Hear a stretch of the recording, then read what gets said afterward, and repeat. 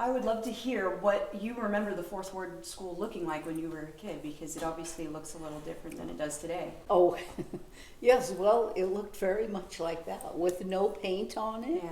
You know, windows broken out. Right. But it was natural to us, because there were so many buildings that have been abandoned, Mm-hmm. you know, or half torn down. Mm-hmm.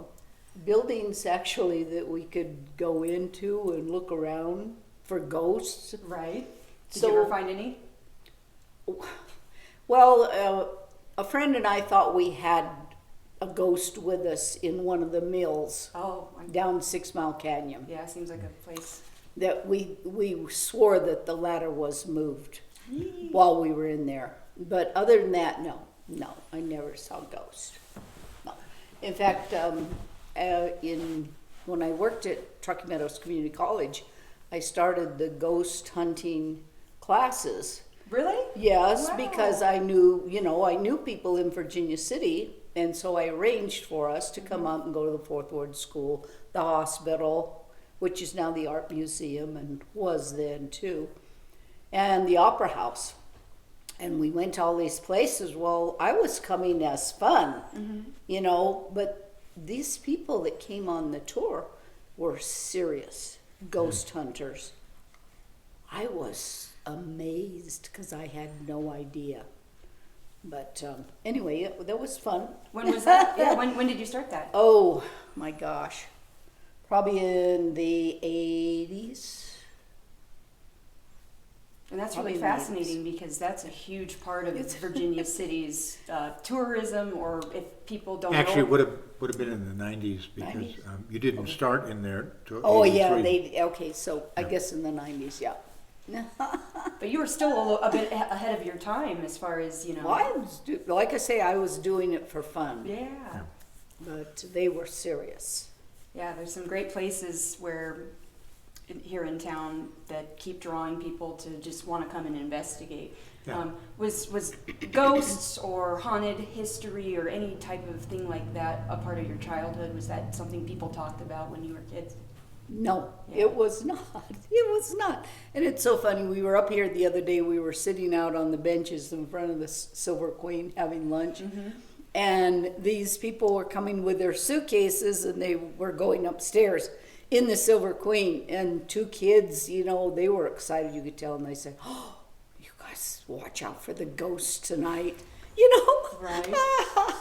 So, but no, I was never afraid of ghosts or thought anything about it. So where did you go to school? Well, I went to, well, we called it just Virginia City School. It was Story County School, but just one school for elementary school and high school. We had no middle school, so it was elementary school, 1st through 8th grade, and then high school, freshman, sophomore, junior, senior. All in the same school. There were probably 45 to 50 of us in high school. That includes all 4 years. There were probably about 100 in the school on a good day. And what year did you graduate? I graduated in 63. 63. Who are some of the people you went to school with? Oh, golly. Well, the boys, Mike Harper, Neil Harris, and Gary Garrett. And then the girls, Gloria Zalik and Marge Hardenbrook. I'm not giving their married names here. Jeannie Young, Linda Blake. No, Valere came later. Valere Ridnick. She came like in 5th grade, I think. And there must have been some others. I think right now. So, yeah, we had a pretty big class, really. Yeah. We had a large class. Did you have a best friend growing up in town?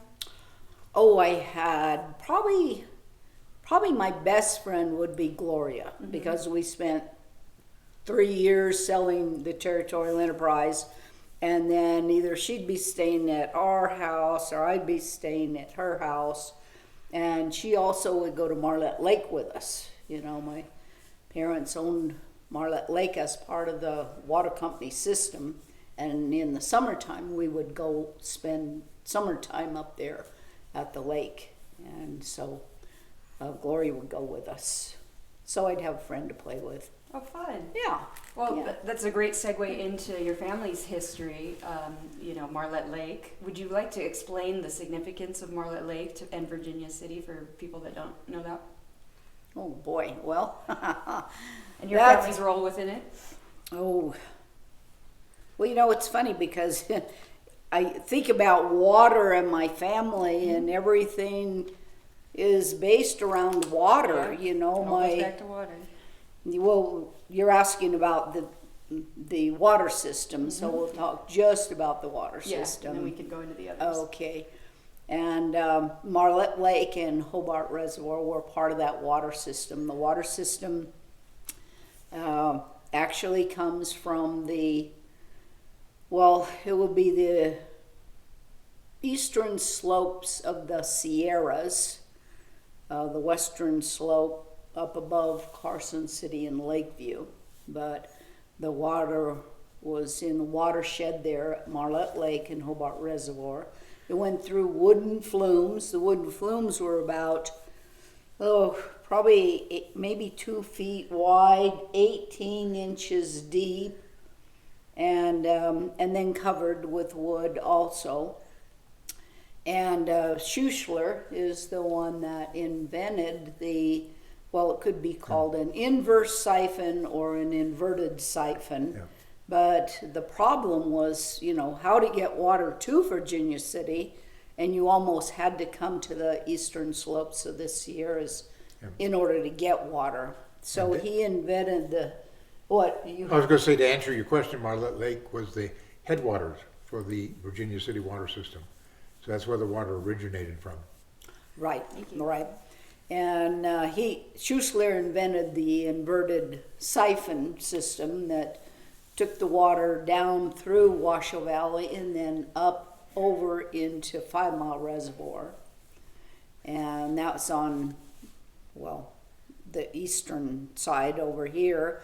And then from 5 Mile Reservoir, the water came through Flume again for another 5 miles plus into town and was stored in water tank. Well, actually, there's a reservoir here on the divide also that stored water.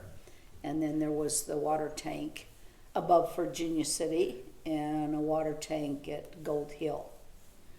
So it was quite a system of pipes, the inverted siphon pipes. Eventually there were 3 pipes, and the flumes. And that was the water system. That was quite a system to keep up in those days. And what were those days? You know, let's see, I think we're coming up on the 150th anniversary of the water, fresh water coming to Virginia City. Before then, they had such trouble. That was their main problem, was a lack of water. Yeah. They had to have this water. Right. And, in those days, they got things done quickly. Mm-hmm. And because of the money in the mines, they had the money. They didn't have a lot of roadblocks in terms of EPA or things like that. Bureaucracy and red tape. So things got done very quickly. And where does your family come into the story? Oh, well, actually, then you have to go back to the Sutro Tunnel. But from that, my grandparents, my grandfather worked for the water company. He worked for J.B. Overton. J.B. Overton was the superintendent of the water company. And my grandfather started work for him in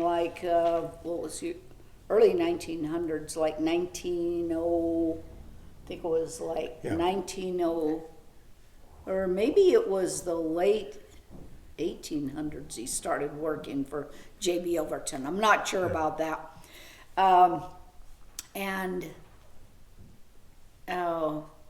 J.B. Overton finally I think it was like at age, he may have been 80 when he decided to retire.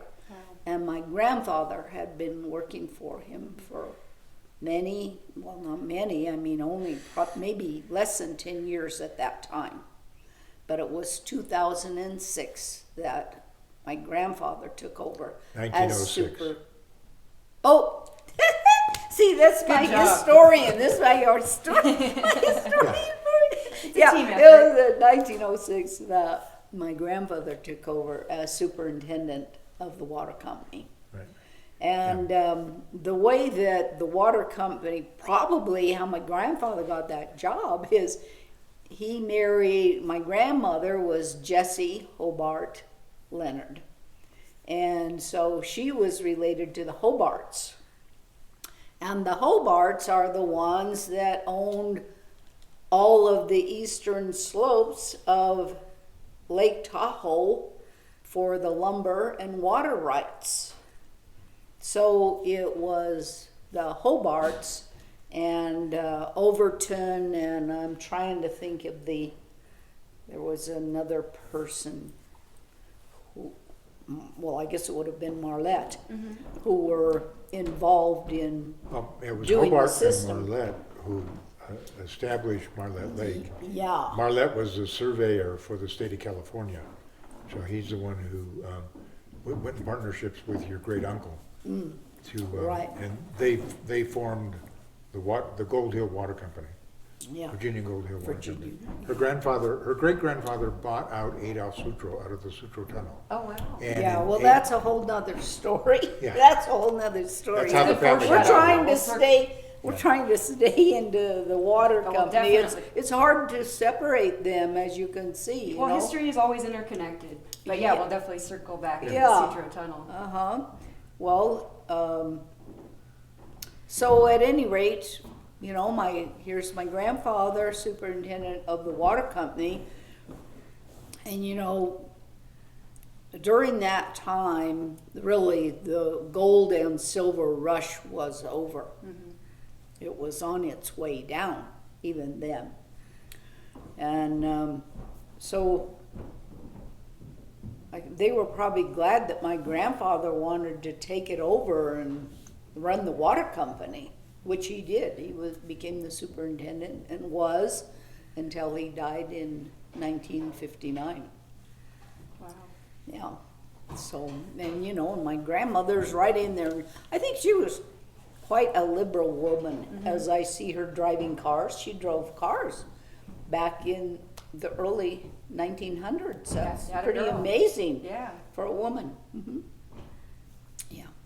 So, what was your memory of the water system when you were a kid? What was your experience with it?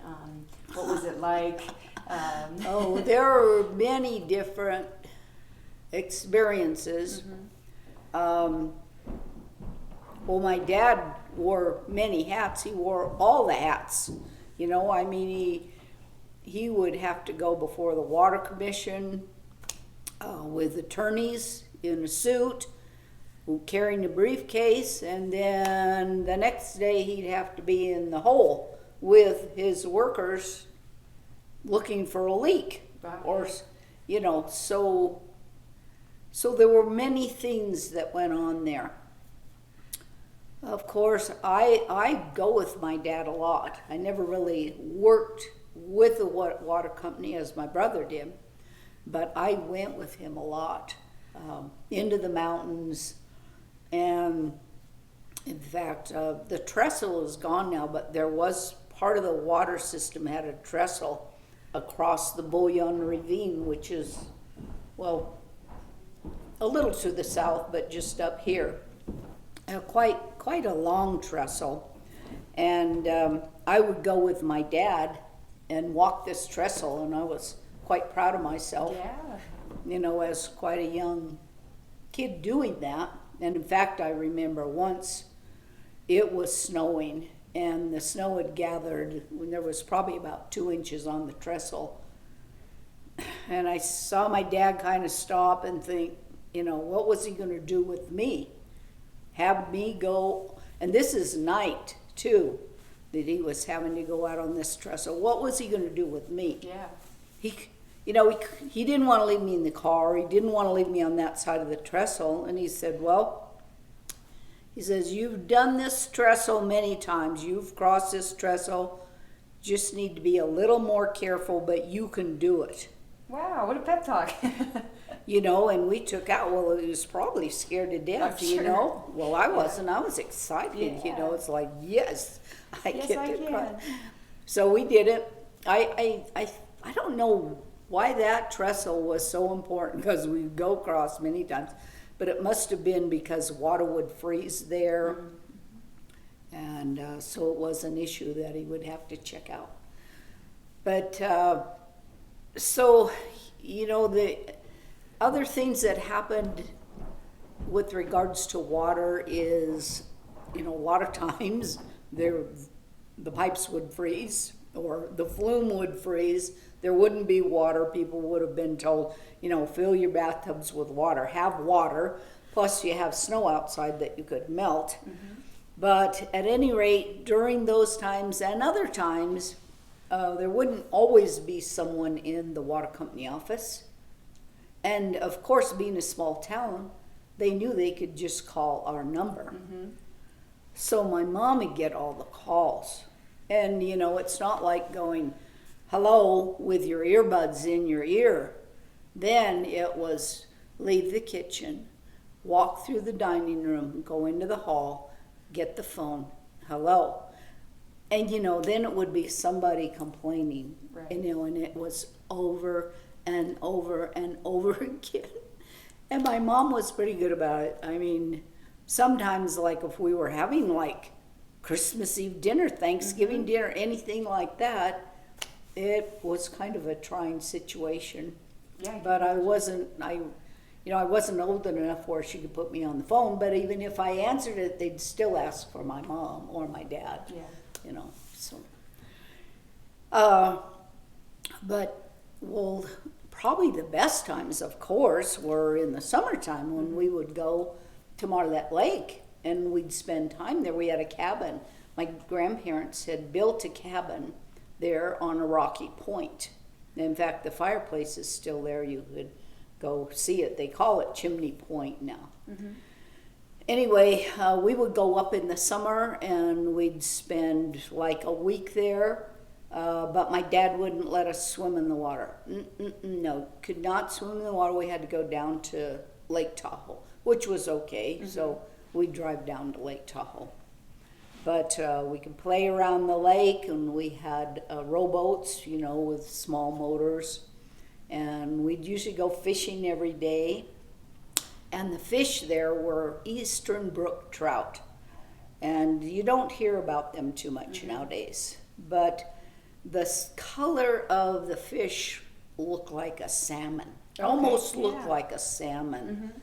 And of course, as a young kid, I really didn't like the fish to eat, but also when you're at Marlette, it's not like you can run to McDonald's and get something else. So you eat what is available, because also you have to have some of that if you want to have some of that 2-layer chocolate cake, or let's see, yellow cake with chocolate frosting that my mom would make, you know, or the chiffon cake with chocolate frosting that Ruth Elkins would make. So, you know, I could get through a little bit of the fish. Sure.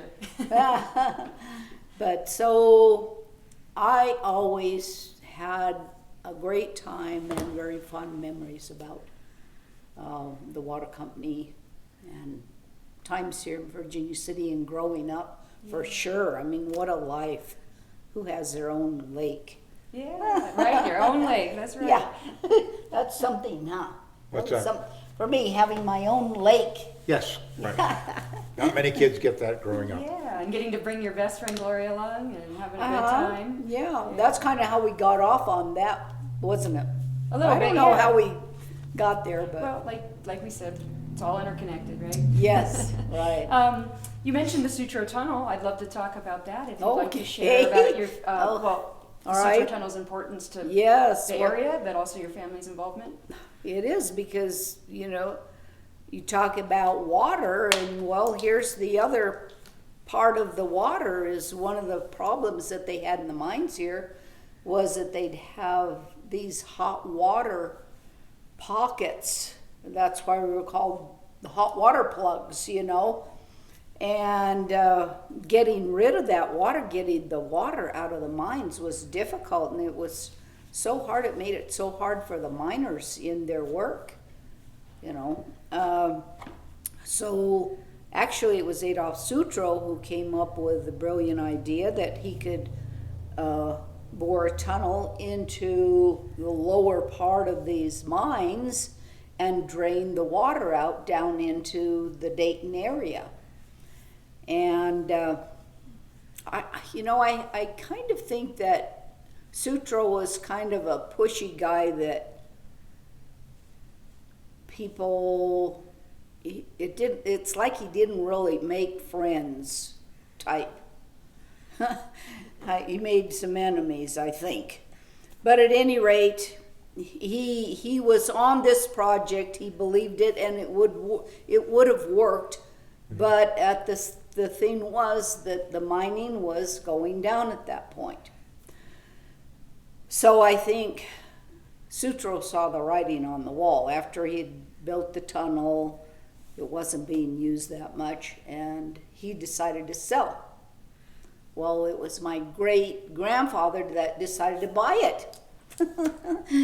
And he was from Westfield, Massachusetts, and he bought the Sutro Tunnel, and that was in the late 1800s. Yeah, 1893, 1894, somewhere. Yeah, there. around then. And what was great-grandpa's name?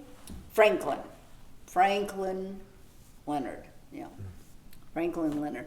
And my grandfather loved to have nicknames for people. Okay. And he called his dad, I don't know if he ever called it to his name, I wouldn't have been, he called him the General. Oh, He okay. was That gives the you an gen- idea of maybe what What their he was relationship like, was right? like. Uh-huh. Yeah, but Did he have a nickname for you? no, but I did get a nickname, as you know. Yeah. 'Cause that was from Frank Fisher. No, it wasn't. Oh. Anyway, let's see. Let's get back to Great-grandpa well. Franklin, the Anyway, Gen. great grandfather buys the property, and he sends his son, James Mather Leonard, my grandpa, out here at age 19. That, in those days, 19, you were very responsible. Now at 19, can you imagine sending your 19-year-old son out to take, who knows what he was sent out for originally in terms of the property, but your $1 million investment in the Sutro Tunnel. But at any rate, my grandfather came out, and that was probably a time when you left home and you might not go back. Yeah. So he was out here, and somehow, my grandfather and my grandmother met. So here's the Sutro Tunnel, and my grandmother, who was associated with the Hobarts and that for the water company. I always wonder if that marriage was arranged. I never Sounds really like a know. power couple, It huh? does. Yeah. Yeah, it was. Yeah. It was a real power couple. But, I don't know the details of that. We're thinking that maybe they met at the Piper's Opera House on a dance, Yeah. because they used to have dances every week. And Popsy would come up from Sutro Tunnel, through the Sutro Tunnel, up the shaft, and to the dances. Yeah. So they probably met that way. Oh, that would be But, lovely. Yeah, Yeah. it's kind of It's a neat. great place to dance, even today. That's true, that's true. Did you ever have school dances or anything like that? Oh, oh, good. School dances. Well, school dances in Virginia City where the boys are on one side of the room and the girls are on the other side of the room. Mm-hmm. That tells you about our school dances. Sure. Except for graduations. Now, graduation was different. every year the senior class would decorate the gym, and you wouldn't even recognize it as the gymnasium because every square inch was decorated in crepe paper, the ceiling and everything. And then we'd have the senior ball, and the whole town was invited to every dance that ever was, So and we'd go to the senior ball, and that was always nice. Oh, fun. Yeah. Very cool. So, I'd love to talk about some of your jobs that you did. You started working before you even left school, is that right?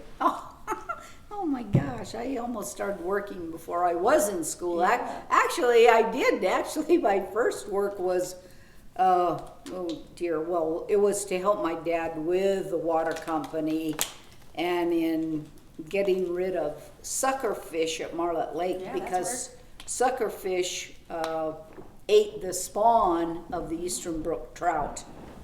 They had actually put suckerfish in there, planted them because they were supposed to get rid of something, I don't know. And then what happened is they multiplied and they saw that they were eating the spawn of the Eastern Brook trout. So, that was I guess that would be my first job, which I'd never even thought of before till just now. But my first job here in Virginia City, because that was up at Marlet Lake with my dad and the fish, here in Virginia City was at the Episcopal Church. And I worked for $1 a day. And I sat in the greeting area, and I worked with Jerry Helms. And he and I would sit there, or Paul Helms, sometimes Paul was with us. And people would come into the church. The churches were just open. Anybody could go, the tourists, anybody could go into the church anytime. And they were open, and they'd have a rack of postcards and a money box. And that would be there, and you put your donation in, get your cards, pay your money, and no one was there. So Jerry and I thought, someone needs to sit there. You never know, somebody might want to take the money. Yeah. So we went to the gentleman who was in charge of opening the church every morning and locking it up at night, and we said, we saw somebody take a postcard and they didn't put money in the box. That's stealing. Right, yeah. Don't you think you should have someone sitting there and watching that? He says, well, I think maybe I should have some. And we said, well, we'll do it. And he says, well, gee, can't pay much. I don't know how we arranged it $1 a day, but we were excited. Yeah. Hey. So we did that. And I don't know if it was 1 or 2 years. Well, it sounds like you were very enterprising because you had another entrepreneurial job after that. Oh, right? yes. Well, this was, in the meantime, this is while my brother and his friend Paul Obister are selling rocks, crystal rocks, and square nails. If I didn't have anything else to do, they'd send me out to find square nails that they could put on their table and sell to the tourists. Yeah, but at any rate, my second job was with Gloria's Alley, and we sold the Territorial Enterprise. In fact, just down the street here, they had a big sign, Mark Twain was robbed here. This was when Lucius Beebe and Chuck Clegg came to town and reinvigorated the Territorial Enterprise. And part of it was that they'd put signs in that people could read a little bit of the history of Virginia City. So And these were these huge, if no one's seen them, they're these huge- big billboards. Yeah. Oh, huge billboard. That was huge probably billboard. 15 by 30. Yeah. All hand painted. Yes, it Take really pictures in was front a of them if you wanted, right? beautiful billboard. It really was. And there was quite the area to pull out. So, like several cars could pull out at once. Well, in those days, for the tourists was still very, very low. Not a lot. If we had 2 cars pull into the space at once, we were excited about it. But anyway, Gloria and I would purchase the Territorial Enterprise for 10 cents each, and then the going rate in throughout Virginia City was 15 cents. So we sold the newspaper for 15 cents. So we made a nickel on every newspaper. So that's what we did. And I think the newspaper came out like on a Thursday. I think it was Fridays. Friday, okay. Oh, yeah, good. Okay, we'd take a look at, 4th of July weekend. We're going to have a lot of people coming. So we have to get more newspaper. We'd figure out how many newspapers we needed and that we would sell, and that's what we did. The thing about where you guys decided to set up your operation was very strategic because you guys got first crack at the tourists. Is that right? Well, it was. Right. It was for sure. I mean, I don't know that we actually thought that way, but it was close to Gloria's house. Mm-hmm. You know, so it was perfect look, and plus cars could pull off. We could sit in the shade of the sign. And Gloria's dad was part owner of the the Delta Saloon. Mm-hmm. And so one day he came home and he said to Gloria, this is, probably several weeks after we'd been selling the newspaper. And he said, our newspaper sales have gone way down thanks to you girls out there. So, yes, and well, we were proud of that. Oh, as you should be. Now, did you guys ever get to interact with the saloons? Were you able to go in? Is it different than it is today, maybe? No, I mean, we'd go in. Yeah. Yes, I think kids can go in now too, yeah. But, sure. We'd go in, they'd have a bumper pool in there that we could play, or pinball machines. Yeah, a lot of Get a hamburger. And one of my other good friends, Gail Hinton, her mom and stepdad owned the Brass Rail Saloon. Mm-hmm. And so you could go in. You wouldn't necessarily sit at the bar. You could, but like if you went to get a hamburger at Brass Rail, you sat in the eating section of the bar. So, yeah. What are some of the good snacks that you remember having? Or any restaurants that you remember eating at? Well, there really were not. There were none. 4-Day Jack's at the Delta. Yeah, I hear he's pretty good. People yes. Talk about his food. Sure. Well, I don't know if it was that good. I always had halibut. Why would I have halibut? I have no idea. I've never had it since. I don't know why I had it then, but I'd have halibut. And but I like going to the Brass Rail, getting Pen of Hearts hamburger, and I'd put my hand on the hamburger like this.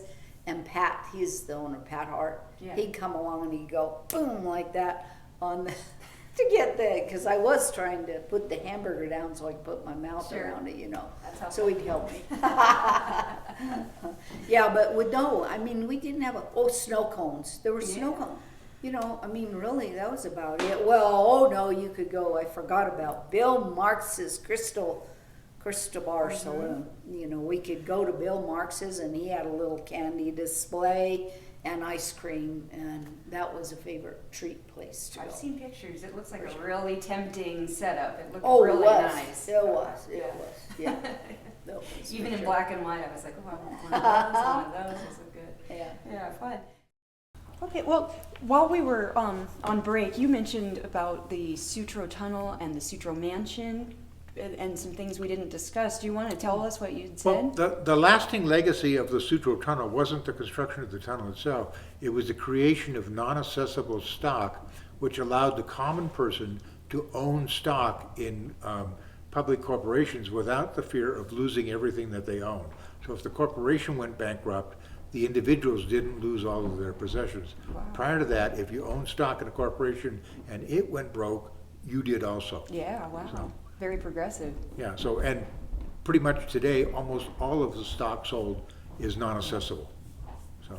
Wow, and that's where it originated? Yeah, and Sutro started the project in 1863. In 72, finally got the tunnel built, but he had to go before Congress to get this non-assessable stock created. Wow. And so there's a little pamphlet, a little booklet that he put out that talked about, his project with the Sutro Tunnel and stuff like that. And when I was a student at UNR, I did a thesis, a term paper on Adolf Sutro. Oh, wow. And that's how I found out all of this stuff about it. So there's quite a fascinating thing. He was quite the creative individual. He really thought outside the box. Yeah, he had lots of ideas, whether it was here in Virginia City or the region, Right. and then also in San In San Francisco. Francisco, Sutro yeah. baths are quite fascinating. All these other things he did. Yeah. Yeah. Right, he did. He did a lot. What can you tell us about the Sutro Mansion? Okay, so, the Sutro Mansion was still intact by 1940. And in 1940, a local came up to Kathy's dad and said, you better get down there and get all your stuff out of the Sutro Mansion because somebody's going to burn it down. And so her dad went down and collected a few items along with the original portrait of Adolf Sutro. And he got it out a few days before somebody's an arsonist came in and set the place on fire. And her parents kept that portrait up until the time that they passed away. And then our son now has it, and he lives in San Francisco. So the portrait has followed Sutro to San Francisco. Yeah, but I think it's just somebody who said to my dad, that Sutro Mansion is not in good shape. Yeah. And it could burn down in a second. Right. So, who knows what happened or how it happened, but the fact is, that it did burn to the ground. Yeah, shortly after he got the stuff out, it burned down. Yeah. Well, I'm so glad that someone had the foresight to Yeah. grab that and save some of those priceless artifacts, Yeah, like the and portrait. when the different holdings were split up, the Sutro Tunnel portion went to Kathy's cousin's side of the family, and the water company stayed with Kathy's family. Well, yeah, because that's a Hobart side anyway, so. Are there any fires that happened when you were a kid that you remember? Ooh. Well, one that I was across the street from the Marie Building. Marie Building fire. That's where the post office is now in that lot. You were across the street? That whole brick building that took up that whole space. Now they have the post office and parking. But that whole building burned down one night. I was at the water company office building, which is just across the street. Upstairs, that's where my grandparents lived. And I was spending the night with them. And of that, the bed that I was sleeping on was in their room. Well, the rooms are huge, in those old buildings. And I was right underneath the window. Marie Building right across the street. Ooh. And, my grandparents were frantic. No kidding. They were frantic. They didn't know what to do. Wake me up, or not. Right. They decided not to wake me up. Wow. I slept through the whole thing. You slept through the I slept through it. I got up in the morning. They almost lost a life, one of the firemen, in that fire. It was a very bad fire. Wow. The only thing that I remember about fires is my dad was a fireman. And so, the siren would go, and we lived up on A Street, right about the level of the siren from B Street Courthouse. That was so loud, it just kind of make your heart stop. But then the scariest part is my dad, boom, boom, boom. He was jumping out of bed, getting his boots on, and running out the door. And the whole thing was very frightening every time there was any kind of siren for a fire. Yeah, I can imagine. In the night, Yeah. I mean, not only the historic fires that have happened and the people that remember it, so people being very conscious of that, but also a lot of the buildings made out of wood, things like that. Right. It's just susceptible to fire. So. Yeah, when you think about the 1875 fire,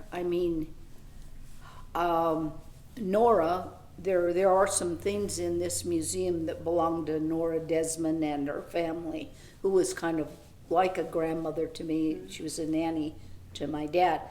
But her mother moved to Virginia City in 1875 as a new bride, just shortly before the 1875 fire. And she came from Ireland. Wow. Well, you know, she was never going to go home again. And here she is, probably like 17. She was I don't 16 know or 17. how. And she comes to a town, half the town burns down. 10,000 people are homeless.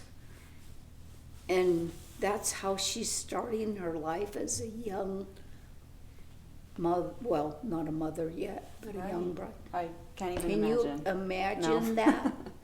No, Yeah. I'd be like, what? What Yeah. happened? Really, Right. really. But she Yeah. was very religious. That's probably why she was. Yeah. You know. Well, I'm glad that she Religious. survived. And, Oh, anyway, where were Yeah, we? yeah, But yeah. that's all the fires. yeah. But it, you know, that is a part of the Virginia City story. Is, Yeah, my dad, he was always a fireman, as my brother was too. My dad received a gold-plated badge, you know, fireman's, volunteer fireman's badge Oh, wonderful. That's that an we honor. have, yeah. And what puts out fire but water, which, Oh, yeah. you know. Right. So you Yeah. guys are integral in keeping Virginia City intact and putting out a lot of those fires. Right, right. You mentioned Ophir Pond. Is that something you'd like to share with us about? Ophir Pond? Yeah. Well, and that will bring up another story about Lucius Beebe Charles Clegg. I'd love to and hear we could start out there with their swimming pool. I always want to hear about Lucius Beebe and Charles Clegg. Well, and my it came story. first, so let's do that. Yeah. Oh, okay. So, we'll start there because that really was the impetus for the swimming pool. But Lucius Beebe and Charles Clegg, when they moved to town, they just happened to buy the house up the street from us, redid the whole thing, and they put a swimming pool in. Well, everyone in town wanted to go swimming in that swimming pool. And for anyone that doesn't know, that was the first swimming pool in Oh, Virginia City, right? Yes, there was not the one anywhere only. before that. Well, we could talk about Burns's Pond that we used to swim in, but this was the as far as first the backyard swimming. Yeah. swimming pool, right? So my parents were good friends of Lucius Beebe and Charles Clegg in terms of being good neighbors, you know. And so when Lucius Beebe, not all the time, but when they were going on long trips, he said to my mom, would you like to have the key to the swimming pool so you Wow. can go swimming? So that's the only way that I ever went swimming in Beebe's pool. I know you have heard stories of people climbing over the fence, but I never did that. But my mom... That's even cooler. You had a key. Yeah. But I think at some point my mom asked Lucius Beebe, would it be all right if I teach swimming lessons, you know? Because these kids here in Virginia City, unless they went to Bowers Mansion, didn't have the opportunity to go swimming. So yes, that'd be okay. So Wow. she had swimming lessons. Well, swimming lessons, it was like two people, and one was Sarah Richards Del Carlo. She'd be freezing on the step, you know. She was so cute. My mom just loved her. But several of the kids took swimming lessons, and we all had a good time swimming in the pool occasionally. How cool. Thanks to Lucius Beebe and his generous offer of using the pool. Yeah, I'd never heard that available. before. How cool is that? Yeah. And then, And then somehow, you know, that segued into, you know, this town really needs a pool because as kids, we didn't have much to do except throw rocks down the old mine shafts, you know, and determine how deep it was, you know, or collect square nails or whatever. So they learned about the Fleischmann Foundation, where Fleischmann Foundation would grant money if a community could come up with a matching sum. So through fundraisers and probably through the county and other ways that I'm not sure of, the city, Virginia City, came up with the money to, get the funds to build what was the swimming pool, to be the second swimming pool, the first public swimming pool in Story County in Virginia City. And it was called Ophir Pond. And and that was in the 90s. The 50s. Wait, I graduated in 63, so Right. it was in the late 50s or early 60s that was put in place, yeah. Because I did become a lifeguard there, as Ron did. Oh, very cool. Yeah, and then also manager of the pool before I, went on to other things in college. Wow. Yeah. And, well, I guess that's a good question. When did you go off to college? Well, I graduated from the school here, Story County High School, in 1963, and went off to college. And I took 5 years in school. I graduated in 68. Where did you go? From University of Nevada, Reno. I went away to school first to University of California at Santa Barbara, and found that it was a little overwhelming because, I was used to knowing all the dogs and all the people, and then all of a sudden I was in this huge environment that was too overwhelming for me. So I came back to UNR, and I spent 4 years playing basketball on the women's basketball team and having a great time. Yeah. And shortly thereafter, someone important came into your Oh, life? yeah, well, after graduation, then I wanted to travel, but in those days, girls didn't really travel, and they didn't have a lot of opportunities like they have now to go places and do things or be as independent as they are. So I was able to join the Red Cross, and I went to Korea, and the war in Korea was over. It was a fairly peaceful place except for the This DMZ. was during the Vietnam War. Yeah, this was during the Vietnam War. And I chose to go to Korea just because I wanted to be able to travel around. And that's where Rick and I met. Yeah.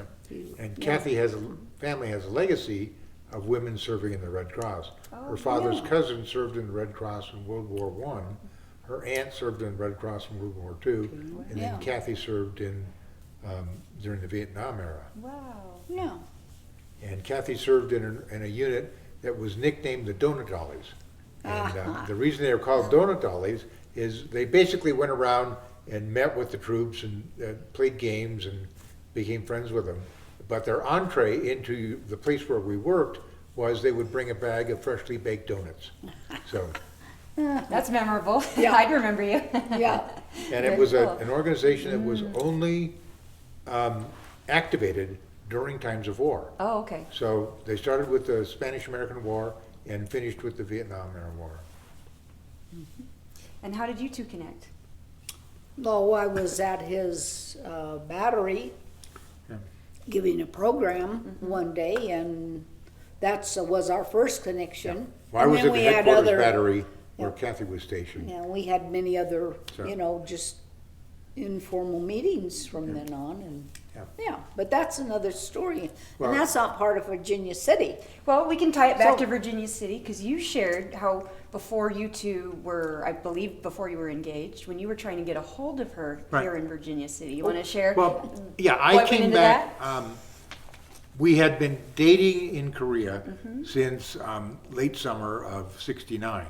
When Kathy left in March of 1970, we had agreed that I would come. I hadn't been back home for 16 months, so I would go back and then come up to Virginia City and meet her family, and she'd come to Los Angeles and meet my family. So, but Kathy's parents were going to meet her in Japan for the World's Fair. So I arrived in the States before she did and was uncertain as to when she was going to come back. So I decided to call from Los Angeles to Virginia City. And so you had to go through the operators to get to Virginia City. So I called the operator in Los Angeles and I said, I need to place a call to Virginia City. And she said, what's the number? I said, 361. Pause. What's the rest of it? I said, that's it. It's just 361. I said, what you have to do is you have to call down to Reno. Reno will patch you through to Virginia City, and then Virginia City will put me through to 361. And so I got as far as the operator in Virginia City, who was Marcella Goodman. And when I got there and told her who I wanted to contact, she says, well, they're not back from Japan yet. So I had a conversation for 3 to 5 minutes with Marcella about when they were coming back and stuff like that. And, you know, that I was going to come up and visit and stuff like that. And I got off the phone and my father said to me, now I know that this is a small town when you can talk to the town operator and she knows everything that's going on. I love hearing stories about the phone company and about Marcella and, you know, how the operators could just look out the window and be like, well, I saw him walk by, you know, here, let me connect you here. I think they're in the Delta or what have you, right? Right. Yeah, we lived up here right after we moved up here right after we got married. And we stayed up here for just about a year. Mm-hmm. So we had a lot of interaction with the phone company and calling through to get to her parents and different stuff like that, or calling down to Reno. Yeah. Yeah, could you share some of what that was like? What? The old phone system? The old phone, well, you know, like I say, you have a phone system that's connected to the wall. Yeah. And you have to go to that space. And we had a kind of a new phone in our house. Yeah. It had the old box and the crank, and you'd crank the phone, and then the phone on top had the phone that you would pick up, and then the operator would say, number please, and I'd call Gloria 121. That was her number. You know. So yes, my first experience in Korea was very scary because they refused to put me through to Virginia City or do a call with just a 3-digit number. Because they said we can't do that, you know. Well, we had the same phone system in Korea, crank system. Oh, okay. Well, yeah, but I mean, getting through to the States and everything, they said there must be more to it. Wow. Yeah, for perspective for people who don't know, because by that time, the other parts of America had switched to more modern styles. Right. Dial telephone and what have you, right? So it was... we were still in the crank era. Yeah. Well, and then too, as far as television, we didn't have a television. I think I was like probably 12, something like that, before we got a TV. Yeah, and I was going to say, when you remember television sort of coming in, and it wasn't everywhere all at once, right? It sort of trickled in. A few people got one, or a few streets got one. In fact, I remember the first thing I saw on TV was Elvis Presley. All right, that's a good one. Yeah, the Kendalls lived in the Divide, at the Divide house, and because it's kind of up, they got the signal. Oh, okay. And Ed Sullivan's show was putting on Elvis Presley. Yeah. And so they invited us to come out and watch it. And so that was my first experience of TV in Virginia City. Wow. Was at their house watching Elvis Presley. That's a good start. I hadn't thought about that one. Very cool. You mentioned in an oral history that you did with us about 10 years ago that everyone knew everyone growing up, and you knew all the kids and you knew all the adults, but you also mentioned that you knew all the dogs.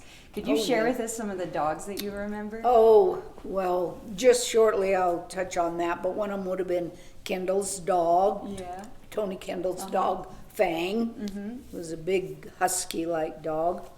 And other two would have been Ginny, I think it was Ginny and Bruno. And that was Cordelia, Carla, and Sarah Richards. Their little dogs. Okay, yeah. Their little dogs. Yeah.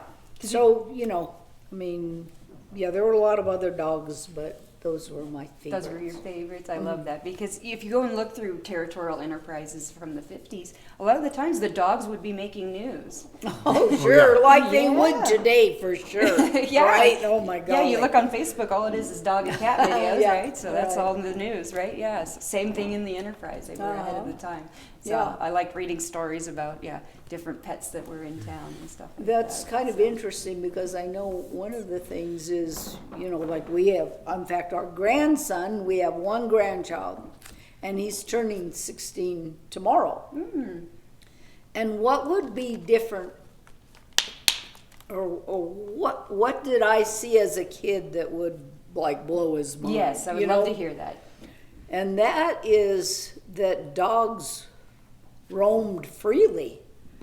Many of them didn't have collars. And, I mean, a leash, we never knew what a leash was. Never had a dog on a leash. Wow. So that's one thing that's Very different. very, very different. Yeah, you'll get yelled at if you don't have your dog on a leash in Right. other places. Yeah. Right. Another thing is, walking down the street, you always said hello to everybody. And a lot of times, hello, how are you? I'm fine, how are you today? That'll be it. And you'd be going on, but you'd say hello to everybody. That's very different than, kids today. They just pass by people, and don't speak. Right. But we always spoke.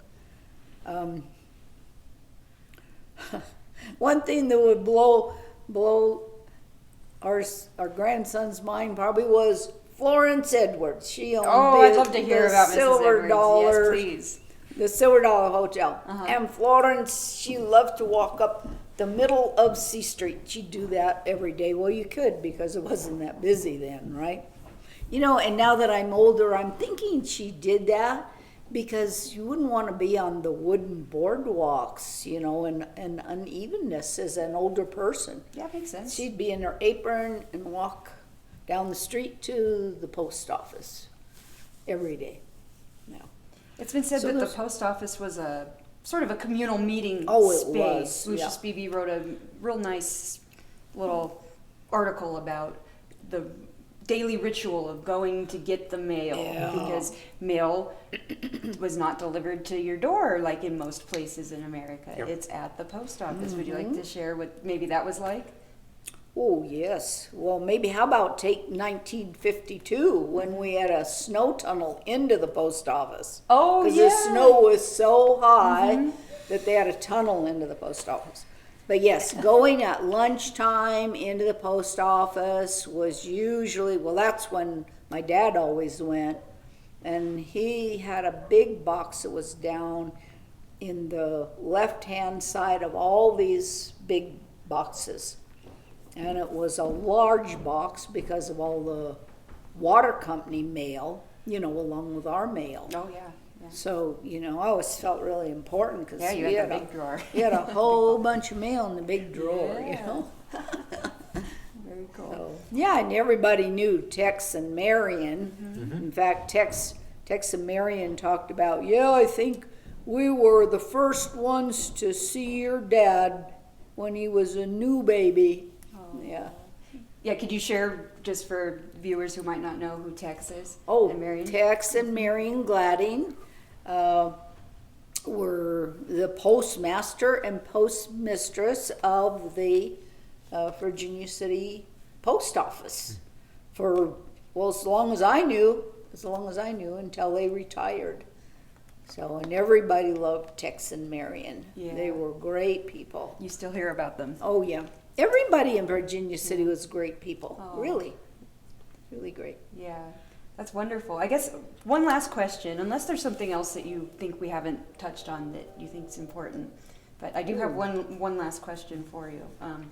Can you tell us how you got your nickname and what your nickname was? Oh, that's the last thing I don't want. Okay, well, well, we last can thing to talk about, Sure, but sure. it was always embarrassing for me. Really? Well, as a kid growing up, it was like, oh, that's my name, okay. But as I got older, it And now it's embarrassing. It's embarrassing. Well, I don't want to embarrass and you. it's hard. It's hard for people because they don't know what to call me now. Yeah. You know, Pud, Kathy, Catherine, hey you, you know. Sure. I mean, but at any rate, this is my brother. Okay. And my brother was probably just learning nursery rhymes. And one of the nursery rhymes, I don't know all of it, but, oh, what's your name, Puddentame? Ask me again and I'll tell you the same. My grandpa used to say that to me all the time. Oh yeah, well, that's where it came from. I used to spell it P-U-D. And my brother said, you can't spell it P-U-D, that's like Pud. He says, put an E on the end of it, P-U-D-E. Oh, okay, whatever.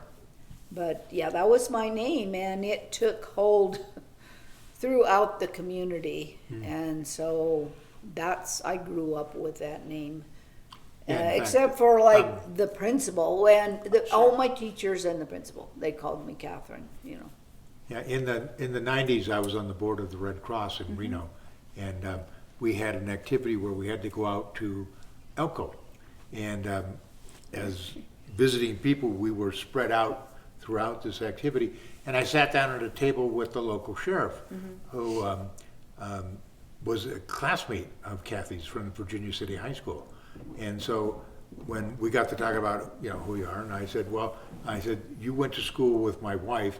I said, it was Kathy Leonard. He says, Bud? That was my first girlfriend. Oh, wow. Hey. Neil Harris. That was Neil Harris. Yeah. Neil Harris, He still yeah. lives out in Elko. Yeah, Awesome. Kathy told me when I first moved to Nevada and got a job where I was traveling around the state, be very careful what you say, because the person you're talking to may be the cousin of your neighbor. Yeah. And lo and behold, I was out in Elko one day, sitting down having lunch with a fellow who was the cousin of my neighbor. I think that's a great example of, you know, what it was like growing up in Virginia City and in the small towns and how everyone's connected and everything like that, Yeah. which seems to be a That's great. theme of your life, right? Oh, definitely is. So you said you didn't want to end with the nickname. Is there something else you'd like Oh, I to share don't. with us Well, that we didn't you know, I was touch? thinking about, you talked about best friends, and when Yeah. we talked about Gloria, and another one was Gail Hinton, that we danced together. My mom would take us to dance lessons What in kind of Carson dance? City. Oh, we did tap dance, and we did kind of like a soft shoe jazz dance, you know, or like ballet with a soft shoe. And my mom made the costumes for us, and we were part of the Silver Tea, which was a big program they had every year at the school. And then we also did a dance at Christmas. They also had a Christmas party every year, and where the firemen gave Christmas presents to every child in town. And in fact, my mom, for, I don't know, probably 12 to 15 years, used to purchase all the presents for, you know, everyone in town. Wow. And then they'd all get together with the firemen and wives and everyone and wrap all the packages for the kids, you know, for the Christmas party. How But sweet. yeah, so I mean, I'd have to say my parents were best friends too, just because I spent so much time with them. Yeah. You know, my mom and doing sewing and being at home, and my dad in the mountains. Just spent a whole lot of time with them, and it was just a great place to grow up. Yeah, Very and fortunate. Yeah, the thing I is love too, that the people the women Kathy grew up with, she still stays in contact with them all the Yeah. time. Yes. Yeah, so. How cool is that? Yeah. Yes, like so many of the Virginia City people, you know, we love one another. We really do. Oh, I just love to hear that. That makes me really happy. You know, I grew up totally different, and I don't talk to anyone from my high school. Oh my so it's a golly. totally different experience, Yeah. and I Oh. just think that that's so awesome. You guys all still interact, connect, talk to each other, hang out. Uh-huh. Yeah. So I really appreciate this opportunity to be with you here today and to share some of my past, which really brings it to life for me, as my husband yes. has done for so many years in appreciating my history Mm-hmm. even before I did. Yes. And now And I I appreciate it even more. So thank you so much, Taylor. I was supposed to Really say all appreciate that, but no, thank you Oh. so much. But no, I'm just kidding. Thank you so All much. right. This is what a pleasure. All right, been a Thank pleasure. you so Thank you much very for much. being with us here at the Fourth Word School.